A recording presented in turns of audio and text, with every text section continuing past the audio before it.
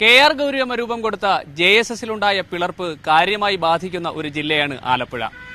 ജെ.എസ്.എസിൽ നിന്നും പിളർന്ന് യു.ഡി.എഫിലെത്തിയ രാജംബാബു വിഭാഗം സീറ്റ് ചർച്ചയിൽ ധാരണയാകാതെ കഴിഞ്ഞ ദിവസം ഇറങ്ങിപ്പോയി എന്നതാണ് ജില്ലയിൽ നിന്നുള്ള യു.ഡി.എഫിലെ പ്രധാന വാർത്ത.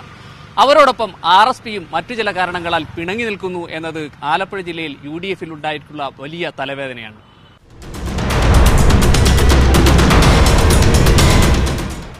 നിയമസഭയിൽ പ്രാതിനിധ്യമില്ലാത്തതുകൊണ്ട് വിചിത്രമായ ന്യായം പറഞ്ഞ് തങ്ങളെ അവഗണിക്കുന്നത് മുന്നണി മര്യാദയുടെ ലംഘനമാണെന്നാണ് ജെ.എസ്.എസിന്റെ പരാതി. മുന്നണി മര്യാദയുടെ എല്ലാ സീമകളും ലംഘിക്കുന്ന ചർച്ച എന്ന പ്രകസനമാണിപ്പോൾ ആലപ്പുഴ നടന്നുകൊണ്ടിരിക്കുന്നത്. തങ്ങളുടെ പാർട്ടി ലീഡർ SNDPയുടെ വക്കീലായത് കാണിച്ച് ബ്ലാക്ക്മെയിൽ ചെയ്ത് വിരട്ടാൻ നോക്കണ്ട എന്ന ഭീഷണിയും ജെ.എസ്.എസിനുണ്ട്.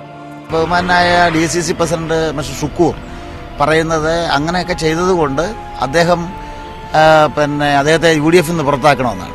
എനിക്ക് ഷുക്കൂറിനോട് വളരെ വിനയത്തോടെ ചോദിക്കാനുള്ള, ഷുക്കൂറിന്റെ പാർട്ടിയുടെ അറിയപ്പെടുന്ന നേതാക്കൾ ആ പാർട്ടി രൂപീകരണ യോഗത്തിൽ പങ്കെടുത്തവരാണ്. ആർ.എസ്.പിക്ക് പറഞ്ഞു വെച്ച സീറ്റ് മുസ്ലിം ലീഗിന് കൈമാറിയതാണ് അവരുടെ പ്രശ്നം.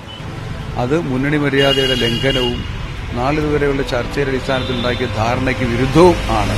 ചെറുപാർട്ടികളുടെ പാർട്ടി സംവിധാനങ്ങൾ ശക്തമാണോ എന്ന് നോക്കിയിട്ട് കാര്യമില്ല.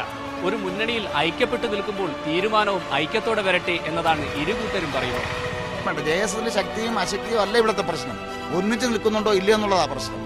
ആ മുന്നണിയുടെ നിലനിൽപ്പ് ഉറപ്പുവരുത്തി ഘടകകക്ഷികളെ അന്ന് സഹായിച്ചവരെ കൂടെ നിർത്തി മുന്നോട്ട് കെട്ടുറപ്പോടെ കൊണ്ടുപോകുക എന്നുള്ളത് UDFന്റെ ഉത്തരവാദിത്തമാണ്. ക്യാമറ പേഴ്സൺ മാഹിനൊപ്പം യു ഷൈജു, മീഡിയ 1 ആലപ്പുഴ.